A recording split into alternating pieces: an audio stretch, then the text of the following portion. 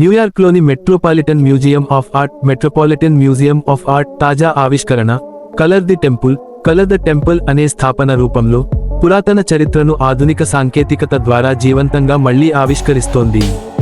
ఈ ప్రయోగాత్మక project Egypt ప్రభుత్వం అమెరికాకు బహుమతిగా ఇచ్చిన 2000 సంవత్సరాల పురాతన టెంపుల్ ఆఫ్ డెండూర్ పై దృష్టి పెట్టింది. దీనిని 1967లో మెట్ మ్యూజియం స్వీకరించింది.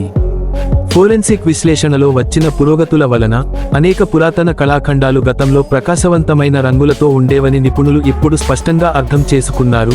శతాబ్దాల గడిచిన తర్వాత వాటి రంగులు క్షీణించడంతో ఈ విషయానికి మరచిపోయాం.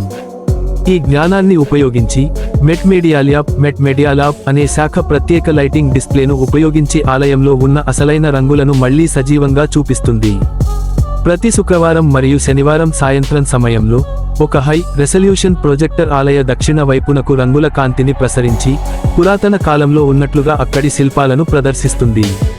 అందులో ఒక ముఖ్యమైన దృశ్యం రోమన్ చక్రవర్తి ఆగస్టస్ ఫరావో వేషధారణలో ఈజిప్టు దేవతలు హాథోర్ మరియు హోరస్కు బలులు సమర్పిస్తున్నట్లు చూపుతుంది. ఈ ప్రాజెక్టును Met media lab manager Marco Castro Cosio నేతృత్వంలో నిర్వహించారు. ఇందులో ఇంటర్న్లు మ్యాట్ ఫెల్సెన్ మరియు మారియా పౌలా సాబా ప్రొజెక్షన్ సాంకేతికతను అభివృద్ధి చేశారు. అలాగే రీసెర్చ్ ఫెలో ఎరిన్ పీటర్స్ అసలైన రంగులపై పరిశోధన నిర్వహించారు.